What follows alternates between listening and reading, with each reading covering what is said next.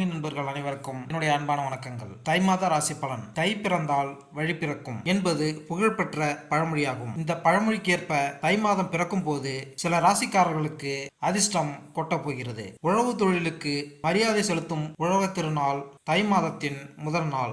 அமாவாசை நாட்களில் பித்ருக்கள் பூஜையை முறையாக செய்து குடும்பத்தில் குழப்பம், சண்டை, வியாதி, வம்ச விருத்தியின்மை போன்றவை ஏற்படும். உலகில் உயிர்கள் பிறக்க காரணமாக இருப்பது சூரிய ஒளி என்பதால் இந்தியாவில் பெரும்பாலான விரதங்கள், பண்டிகைகள், விசேஷங்கள் சூரியனின் மையமாக வைத்து கொண்டாடப்படுகிறது. அதாவது சூரிய பகவான் தனுசு ராசியிலிருந்து மகர ராசிக்கு பயிற்சியாகக்கூடிய மகர சங்கராந்தி ஜனவரி 15ஆம் தேதி, அதாவது தை மாதம் தொடங்க உள்ளது. சூரியனின் ராசி மாற்றத்தால் சிறப்பான பலன்களை பெறக்கூடிய ராசிகள் அல்லது ராசிக்காரர்கள் யார் என்பதை இங்கு பார்ப்போம். சூரிய பகவான் தன்னுடைய மகனான சனி பகவானின் வீடான மகர ராசியில் சஞ்சாரம் செய்ய உள்ளார். மகர சங்கராந்தியான தை மாதத்தின் 12 ராசிகளின் வாழ்க்கையிலும் சாதகமான தாக்கத்தினை ஏற்படுத்தும். கிரகங்களின் ராஜாவாகவும் ஆத்மகாரனான சூரிய பகவான் ஜனவரி 15ஆம் தேதி மதியம் 2:32 மணியளவில் மகரத்தில்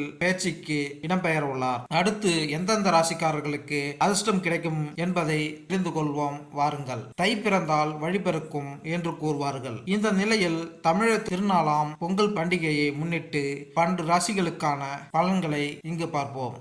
ரிஷபராசி. எனது அன்பான ரிஷபராசி அன்பர்களே, உங்களுடைய ராசிக்கு தை மாதம் மிக சிறந்த மாதமாகத்தான் அமைய போகிறது. இந்த மாதத்தில் குரு பகவான் 12ஆம் வீட்டிலும், ராகு பகவான் 11ஆம் வீட்டிலும், சூரிய பகவான் 9ஆம் வீட்டிலும் அமர்கிறார்கள். உங்களுக்கு இந்த மாதம் சற்று ஏற்ற இறக்கமான மாதமாக இருந்தாலும் கூட வீடு, மனை போன்ற காரியங்களில் நல்ல முன்னேற்றமான பலன்களை பெறுவீர்கள். குறிப்பாக நீண்ட நாட்களாக தொழில் ரீதியாக நஷ்டத்தை சந்தித்து வந்த நீங்கள் தற்போது லாபத்தை அடைய போகிறீர்கள். 4ஆம் அதிபதி 9ஆம் வீட்டில் அமரும் சமயத்தில் புதிதாக இடம், மனை போன்றவை லாபகரமாக அமையும். ரிஷபராசிக்காரர்களுக்கு என்ன வீட்டில் ரிஷபராசிக்கு வீட்டில் கேது பகவான் அமர்ந்து நல்ல ஞானத்தையும் அறிவையும் கொண்டு வந்து சேர்க்க போகிறார். சூரிய பகவான் ரிஷபராசிக்கு 4ஆம் வீடு அதிபதி ஆவார். அவர் 9ஆம் வீட்டில் சஞ்சாரம் செய்ய உள்ளார். சூரியன் மகர ராசியில் சஞ்சரிக்கும்